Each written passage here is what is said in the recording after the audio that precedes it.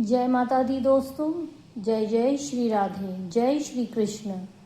भक्तजनों, कार्तिक मास के कृष्ण पक्ष की एकादशी जो रमा एकादशी के नाम से जानी जाती है। रमा एकादशी भगवान विष्णु और माता महालक्ष्मी की संयुक्त पूजा करने का श्रेष्ठ अवसर है। इस दिन तुलसी पूजन करें, दीप जलावें और मन में श्री हरि का स्मरण करें। ओम नमो नारायण नाम का जप अवश्य करें। जो भक्त यह व्रत श्रद्धा से करता है उसके जीवन में सुख समृद्धि और उसे मोक्ष की प्राप्ति होती है। आइए भक्तजन, अब हम रमा एकादशी की कथा श्रवण करते हैं। भगवान श्री कृष्ण युधिष्ठिर से कहते हैं, हे राजन, कृष्ण पक्ष के कार्तिक मास के कृष्ण पक्ष की एकादशी को रमा एकादशी के नाम से जाना जाता है।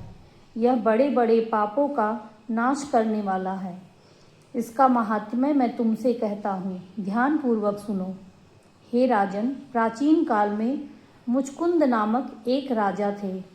उनकी इंद्र के साथ बड़ी मित्रता थी और साथ ही यम, कुबेर, वरुण और विभीषण के साथ भी उनकी मित्रता थी। वह राजा बड़े ही धर्मात्मा और विष्णु भक्त थे। उन राजा की एक कन्या थी जिनका नाम था चंद्रभागा। उस कन्या का विवाह चंद्रसेन के पुत्र शोभन के साथ हुआ। एक समय शोभन ससुराल आया। उन्हीं दिनों पुण्यदायिनी एकादशी रमा एकादशी आने वाली थी। जब व्रत का दिन समीप आया तो चंद्रभागा के मन में अत्यंत सोच उत्पन्न हुआ कि मेरे पति अत्यंत दुर्बल हैं और मेरे पिता की आज्ञा अति कठोर है। 10वीं को ही राजा ने ढोल बजवाकर यह पूरे राज्य में यह घोषणा करवा दी कि एकादशी के दिन कोई भी भोजन नहीं करेगा। यह सुनते ही शोभन को अत्यंत चिंता हुई और वह अपने पत्नी से कहने लगा, प्रिय, अब क्या करना चाहिए? मैं किस प्रकार भूख सहन कर नहीं रह सकता,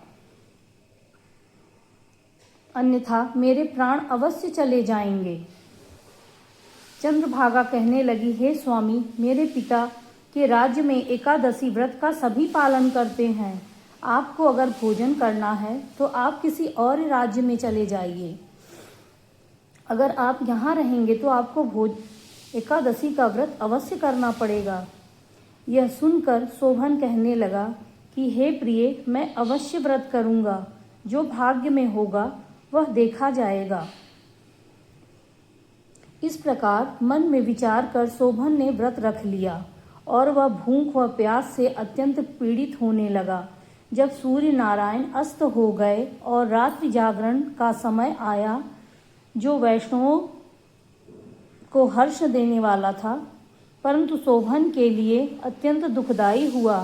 प्रातःकाल होते ही शोभन के प्राण निकल गए।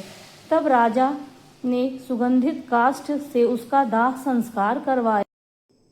रमा एकादशी व्रत का प्रभाव ऐसा था कि शोभन अगले जन्म में मंदराचल पर्वत का राजा बन गया। उसका राज्य स्वर्ण महलों से भरा था। चारों ओर धन, ऐश्वर्य, वैभव ही वैभव था। एक दिन उसके ससुर राजा मुचकुंद वहां पहुंचे। शोभन ने बताया कि मुझे यह अद्भुत राज्य रमा एकादशी के प्रभाव से मिला है। राजा मुचकुंद ने लौटकर अपनी पुत्री चंद्रा को बताया। चंद्रा को जब यह पता चला तो उसने भी एकादशी व्रत का पालन किया। चंद्रा ने भी व्रत किया और अंततः अपने पति के पास स्वर्ग समान उस लोक में जा पहुंची। इस प्रकार रमा एकादशी का व्रत करने से दोनों को मोक्ष प्राप्त हुआ। भगवान श्री कृष्ण कहते हैं, हे युधिष्ठिर, रमा एकादशी का व्रत करने वाला मनुष्य असंख्य यज्ञों के बराबर पुण्य प्राप्त करता है। जो भक्त इसकी कथा श्रद्धा से सुनते हैं या सुनाते हैं वह विष्णु लोक को प्राप्त होता है।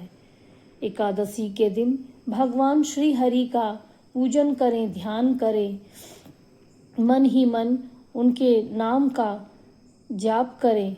द्वादशी के दिन ब्राह्मण को भोजन करावें, दक्षिणा दें और अपने व्रत का पालन करें। जय जय श्री हरि, जय जय श्री राधे।